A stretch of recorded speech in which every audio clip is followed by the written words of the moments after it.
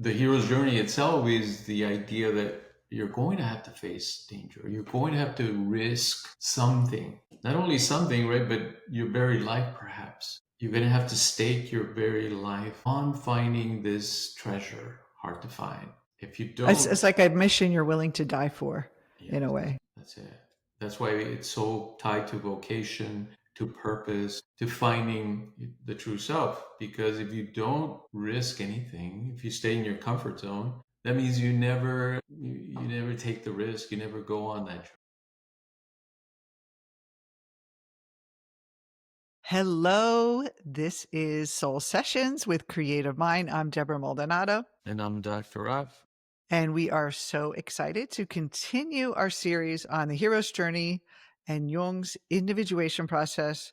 This is our final episode, and we are culminating with the return. And if you haven't listened to the other episodes, we encourage you to go back and listen to all of them because they're really powerful to bring us to this final ending to the hero's journey. Of course, nothing ever ends. So there's another cycle. But Rob, let's talk about what we talked about before, just a nice summary of the previous episodes. Absolutely. So the big picture is that the hero's journey goes in these three big umbrella phases. Number one is the departure. The hero has a call, refuses the call, but somehow finds the courage and the fortitude to go forth and face the dragons and all that. Then the second phase is the initiation. How does or she do this? How does she manage to do the task that is presented to her as the challenge?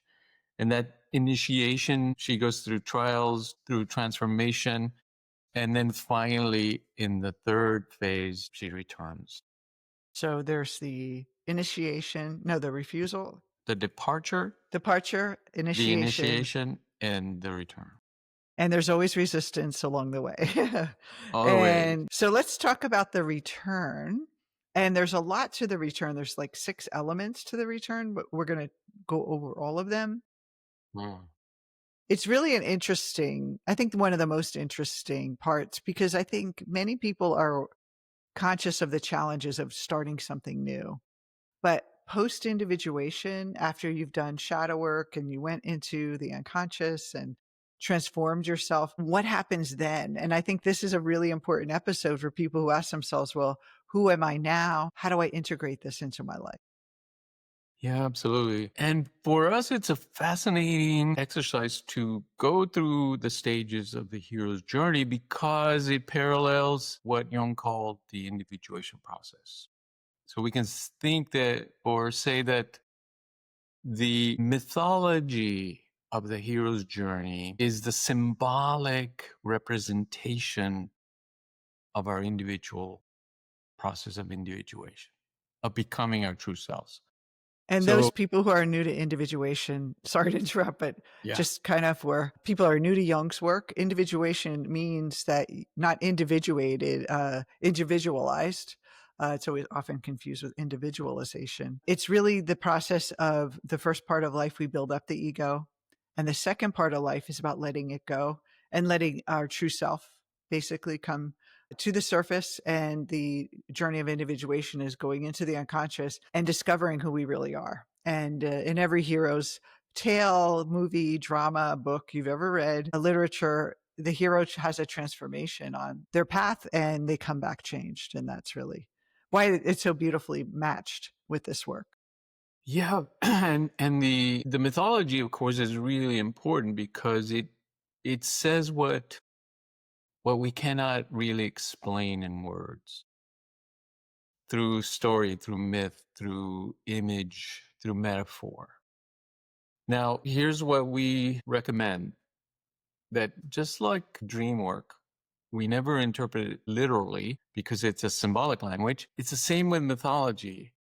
You don't want to interpret it literally because you miss the point. You miss the richness and depth of the story. These are symbolic forms, meaning they're metaphors of that transformation that occurs in our life as we grow up, as we challenge ourselves, as we take on jobs and challenges in our work and relationships. But individuation is a little bit different than that. It is a heroic journey in that we're daring to go into the unconscious mind. And very few people actually get to do that. That's why our work, for us, it's special. It's like the people that come to it are ready to do that work. They have the calling.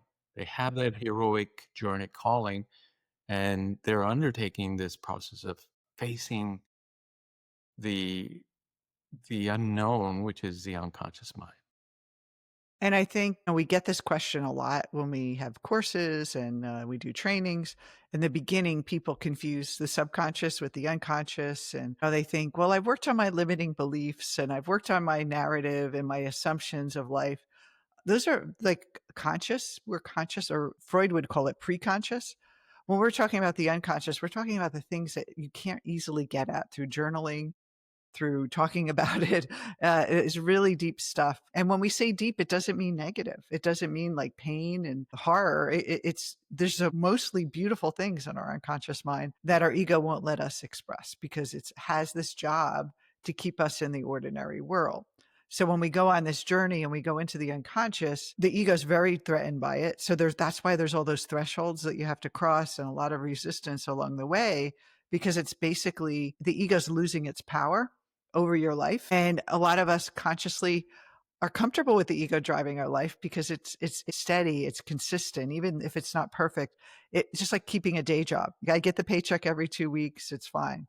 When we go on this journey, it's like stepping into the unknown, which is very scary for people. Even changing a job or changing a career can be scary. This is the depths of the unknown.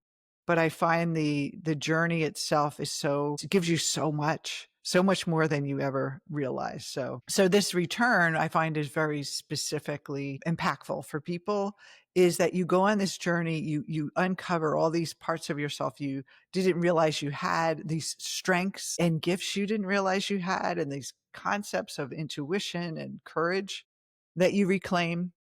And then you come back and the return is all about, well, what do I do now? Now I'm like a new person. And the first stage of this is the refusal, is we want to stay in our magical world. Yeah, We it's don't want to go interesting. back. It's interesting that it mirrors the beginning of the journey, which is a Yes. refusal of the call.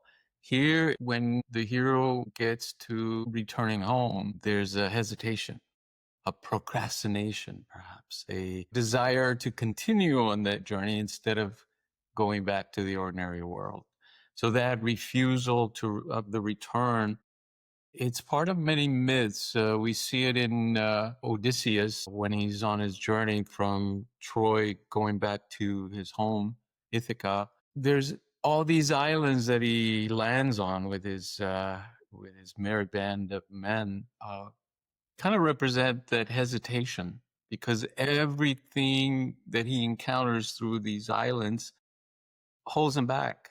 He forgets in some of them. He gets distracted. He gets sidetracked. He's blown by storms off course and ends up taking longer to return. So there's always this hesitation of returning to the ordinary world. Well, and there's this movie that came out. I didn't think it was that great. I wanted it to be better, about the return. It was called The Return, where it's the end of that journey. And it was, you could see if you watch it not from an entertainment standpoint, because it's okay, but it really shows the difficulty of, now you have to face all the people that you left behind and reintegrate. And also metaphorically, we have to face our old self. And so I think the problem is that with the individuation, we have that responsibility of bringing the wisdom back with us and going toward it. But the refusal is, I think the hero can be inflated.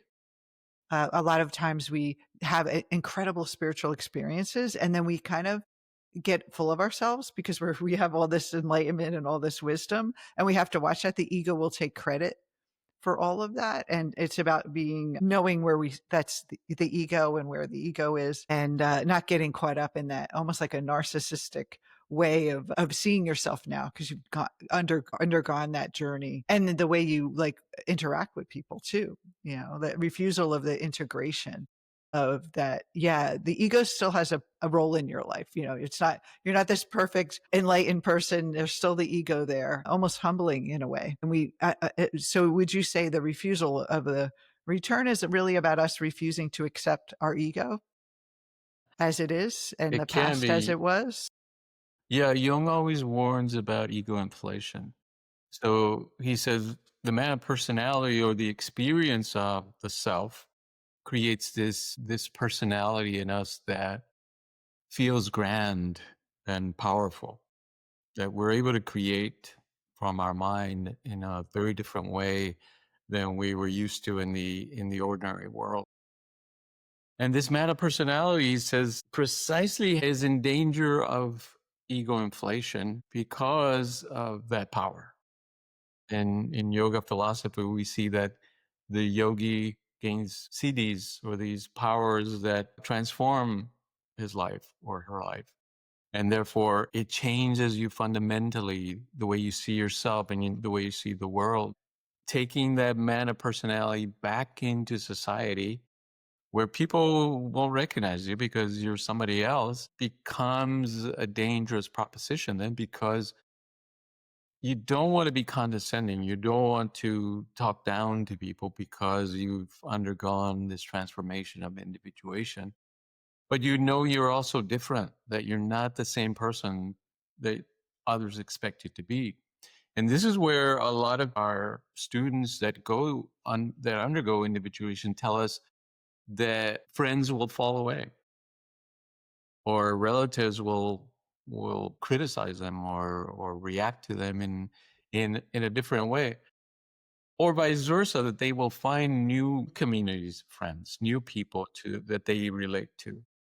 Sometimes the family relationships get repaired as well, you know, because the ego is interfering and projecting. And now the person sees the truth and then they can embrace that other person for who they are. But the refusal really, I think, sometimes could be that we want to stay in that, like, we don't want to identify with our past anymore and let it go, shut the door on it, or who we used to be. And we have to come to terms with that, not be mad at ourselves for what we've done when we were unconscious, or the maybe people we've hurt because we were unconscious, and like kind of a integration of the old self and the new self. And you know, if we don't do that, it's almost like this is where cult leaders kind of arise, because they reject the old self and then they create this mana personality, and they forget to be humbled they're still in the body. They still have an ego, and the ego basically takes over as that identity.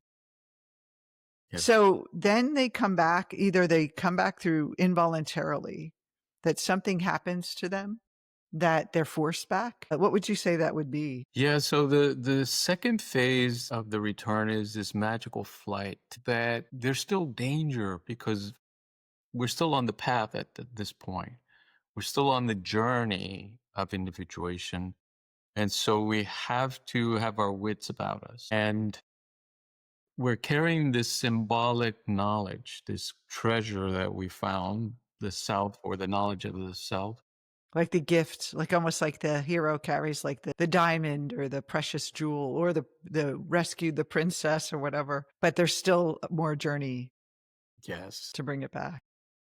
And carrying this treasure back, there's always the opposing forces Mhm. still pushing against it. There's still resistance. There's still work to be done. And so we cannot let our guard down, because at this point is when fear arises. Like, the closer you get to your home, the more dangerous it becomes, right? The more, And not danger in a like life or death situation, but the ego would perceive it as danger. yes, symbolically, it is often represented as dangerous or Yeah. physically dangerous. But remember, we're speaking symbolically, and the symbolic language is replete with these violent images, which often people mistake for nightmares or Yeah.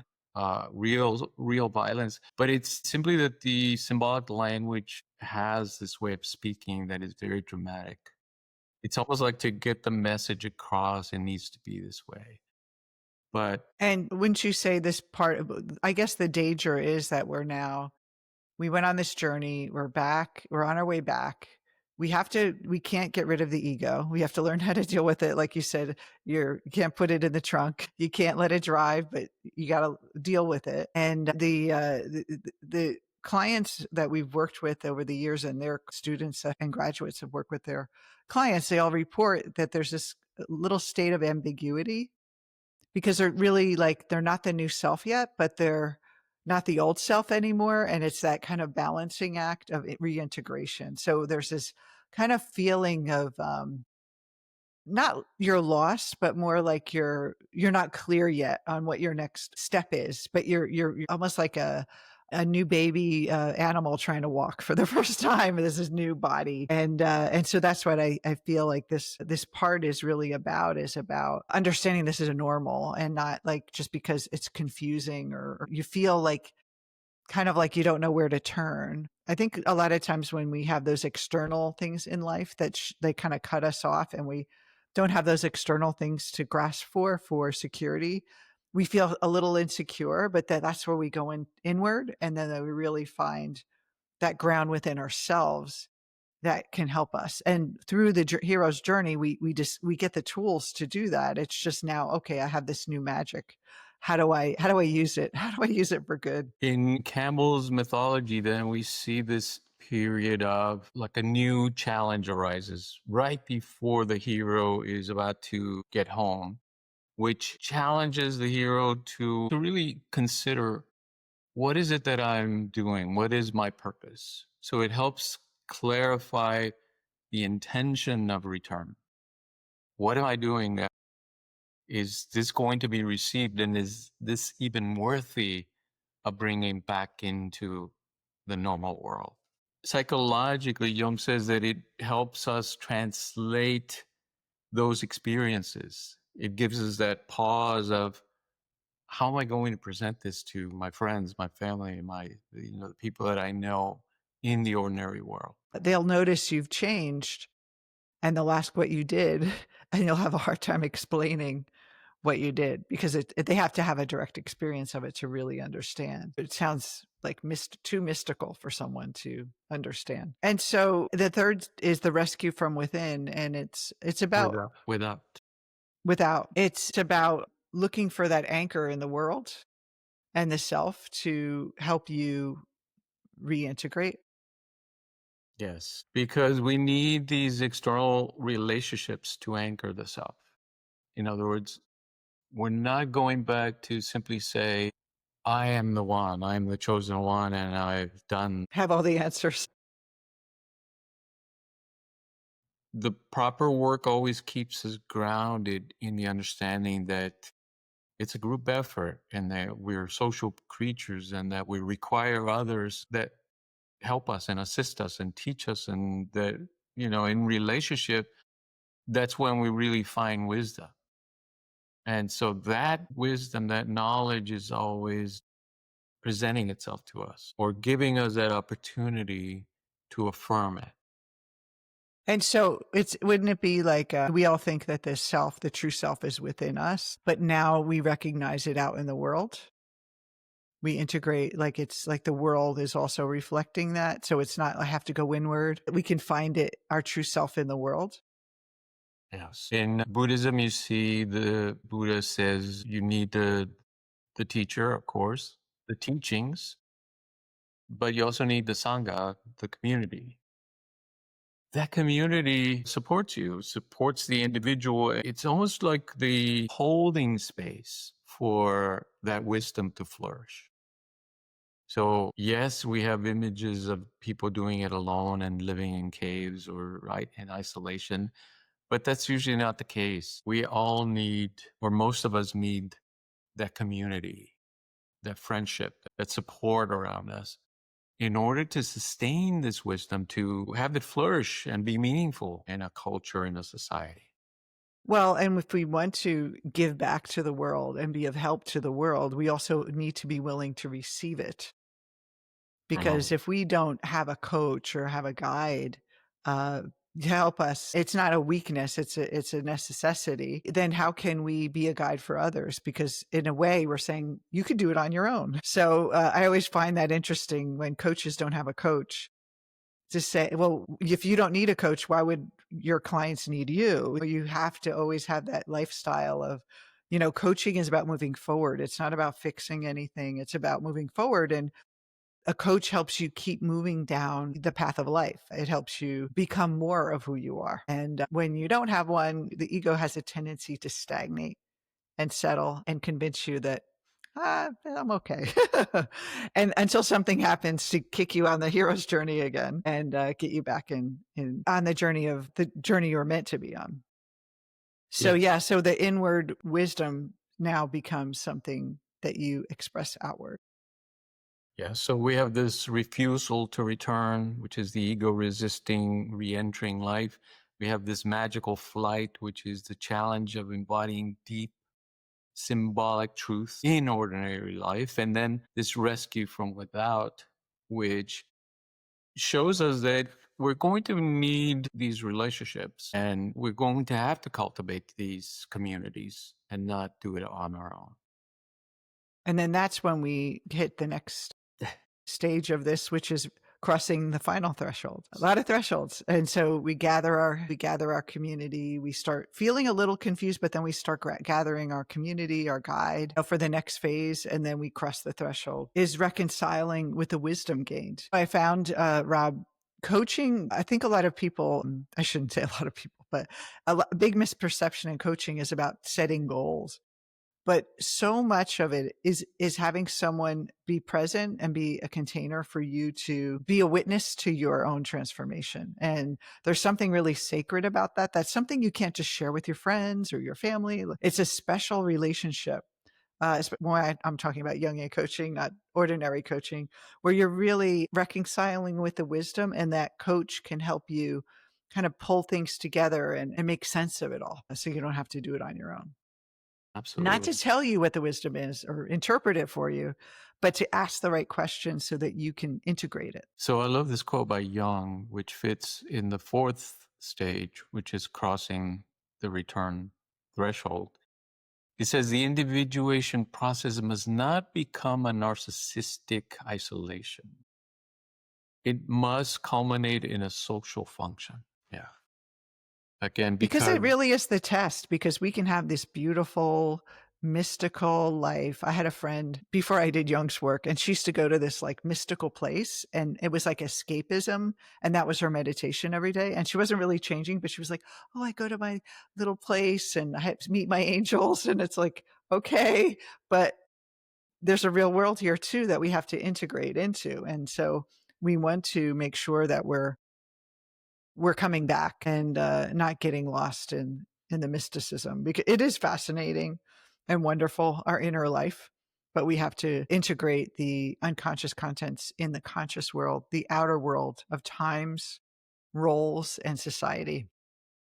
yes, and it's not an easy task because you have archetypes, you have the shadow, you have the self. The unconscious itself is by nature irrational in a very rational world, or at least a world that kind of props up rationality as the aim, although itself is not very rational, right? The world is often highly irrational. But the unconscious, it's very alien and weird, like Jung says, compared to how we live our lives and kind of the things we assume in our everyday life. But It's this is the point where the symbolic living begins. When that's we right. cross this threshold, we start to see, instead of seeing the world through the lens of this ego, we Mm, start seeing the world through the lens of the self. We see how interconnected everything is. We see that everything is a reflection of our mind. We see the symbolic meaning in events and situations that show up in relationships. It's no longer you feel separate from the world. It's like an integrated experience, a mystical, a higher conscious way to look at the world. yeah. And then And the I, next, go I ahead. always read threshold as commitment, that we Mm. make a commitment to return. Just like when we start the process, we make a commitment to go on that journey. Now in the return, we make that commitment to return to the world and do what we have to do to make it work. Now, this one, I find it continues on this theme of the mastering of two worlds. And it really is that balancing of this profound spiritual experiences that we have, these experiences of the mythological experience we have in our inner work and dream life and symbolic life, and then be in the world of commerce and having to have relationships and having to, make money and have family issues and have a body with health issues sometimes, or family members having health issues, like everyday life stuff. And how do we balance those two worlds and master them? Yeah.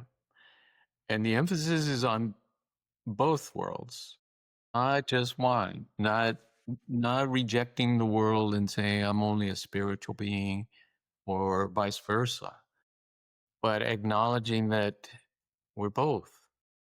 We are in this limited body and living a limited human experience, but we're also the infinite and infinite consciousness and existing at that level. And coming to terms with these dualities is not easy, but it's part of the journey, and it's really the one of the final parts of returning of or closing that cycle of the hero's journey. And what I love about this is this is when a new vocation typically emerges.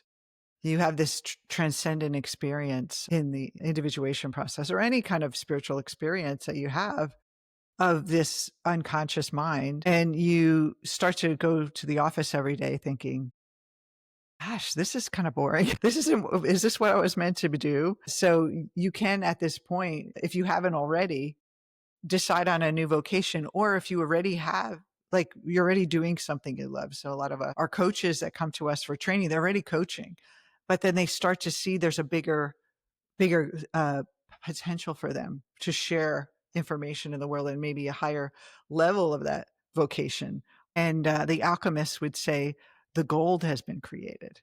This is gold that within us that now we get to share and bring it into the world. It's the blending of the two and mastering the two. And I think that, I know I've been in the spiritual community for decades, and there's a lot of talk about it's not spiritual to have money, it's sex isn't spiritual. Like, there's all these like conflicts that people have of what a spiritual person looks like. And this is about integrating, and that we need to make money. We need to have great relationships. We need love. We need sense pleasures. We need all those things as part of our human existence. And how do we bring our conscious self into those experiences and make it beautiful and amazing and, magnificent life? While we're in Yeah, the body, might as well make it a beautiful ride. yeah. Moshe Eliade talks about the sacred and the profane, and how these dualities are always challenging us because we, as human beings, we're so often kind of extreme. We always want to go to one side or the other, and that's not life. Life always comes in these opposing dualities. Full of gray.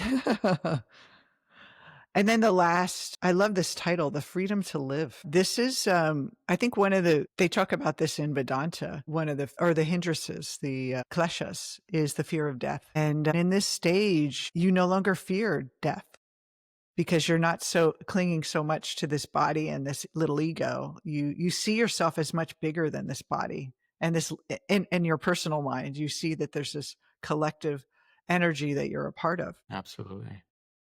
And so instead of being driven by ego ambition, it doesn't mean you give up all ambition, but now you're doing it in a conscious way. You want to create something in the world from that conscious place without fear, without anxiety, without worrying what people think of you. All the old ego hindrances that we have of being accepted and liked and loved, we start to establish a ground in ourself that is unshakable. Yeah, it is one of those dualities that if we live with the fear of death, we can't really live fully because we're always holding ourselves back. We're always like too careful or too preoccupied with our safety. the hero's journey itself is the idea that you're going to have to face danger. You're going to have to risk something.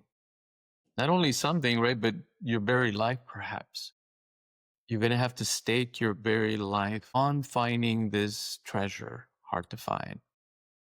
If you don't, It's like a mission you're willing to die for, in a yes, way. that's it. That's why it's so tied to vocation, to purpose, to finding the true self. Because if you don't risk anything, if you stay in your comfort zone, that means you never take the risk. You never go on that journey. And that's why we incorporate Eastern philosophy and non-dual philosophy in our method of Jungian coaching, because it really helps a person understand that whether or not it's not coming from that place of I need to get rid of something in me or I need to clear or heal something in me. Jung says that wholeness is not achieved by cutting off a portion of one's being, but by integration of the contraries. And I find that so relieving, Rob, when I first heard that, because I spent so much of my early self-help life trying to feel more confident and I can't be negative and regrets and things I should have done differently. And when I was like in my unconscious state, we all have those kind of ideas. When we become conscious, we do have a part of a guilt shows up. Jung had said that there's a guilt of now that we know better, we look back and have a little bit of a shame and guilt over our past, the way we acted or the way we were toward people. And we just have to not forgive in a way, but more like accept that part of ourselves, like accept it, that that's who we were when we were unconscious. And that makes us accept other people who have been unconscious and maybe not appropriate with us or hurt us in some way. We can be more gentle and compassionate just for the human experience, and that not everyone has enlightenment, and people will act out of their worst ego fears. And we often get in the crosshairs of that. Yeah. So And then, so it's like he says, the stage is looking outward at the ordinary, but it radiates an inward stillness. We have this spiritual fulfillment that we're not feeling that ego striving, but it's more of a beingness, a mature psyche capable of love, creativity, and equanimity. that's beautiful. Sign me up. No, I but hope everyone's inspired for their hero's journey. And I think it's so important to understand where the challenges that you receive along the way are preparing you for some other state of being that's much more profound. yeah.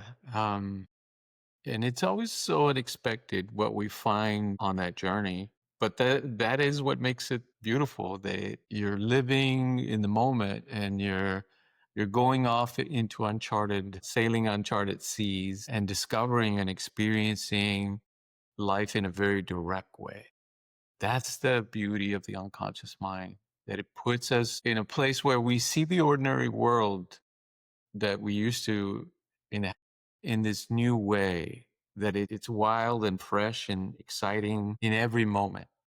It's no longer the dead world of just matter. Jung says we enter the symbolic life, which means that we see everything as the unconscious expressed in the world.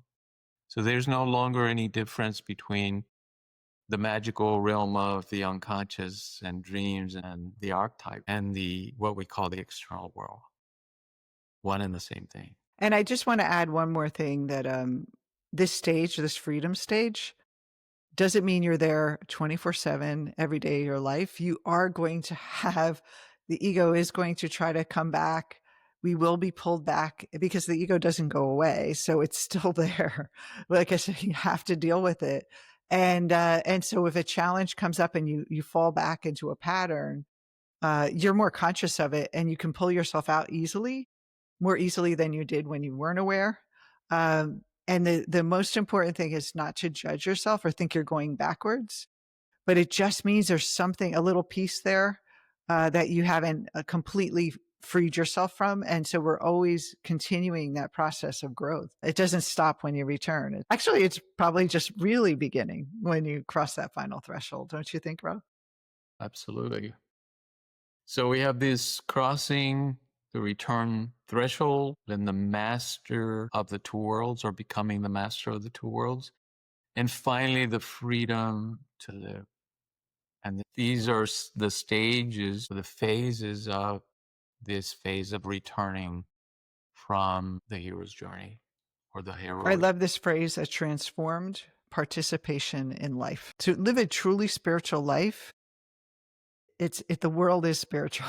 It's that realization that the world is not separate from your spiritual life. That's all there is. It is a spiritual experience, being alive, and to integrate those two parts of ourselves instead of being segmented of, I'm going to do my spiritual work and then I'm going to go to my office and work. It's all spiritual. So thank you for joining us for this series. Again, if you missed any of the previous episodes, please go back and check them out. The whole hero's journey is fascinating when you think about it in the lens of Jungian psychology and individuation. And if you are inspired to go on this journey, if you're thinking, this hero's journey sounds pretty good, we do have our Jungian life coach training cohort that starts soon. And you spend 9 months with us and you go on this intense journey and come out as a teacher, as a guide for others to take them through that journey. So I invite you, if this is intriguing to you. We know that sometimes your soul just like wakes up when they hear this content. If your soul is waking up and nudging you, just check out our links in the show notes and find out more about the program, because it is what we described in these past episodes is exactly what our students go through the process. And then when they start their coaching businesses and they're out in the world sharing, they're continuing that process of self-discovery. And it's just, God, it's so, I don't feel like we never can explain it in a great way in words. It's just like you have to experience it to really appreciate it. So thank you so much. Yeah. Look We will forward have to our next series. Yeah, we'll have another series. If there's something that you do want us to talk about, if there's a topics that you want to talk about, just let us know. Post it in the comments, share with us, contact our customer service, and we'd love to hear. Take care, everyone. Have a wonderful rest of your day. See you Happy soon. summer. Bye-bye.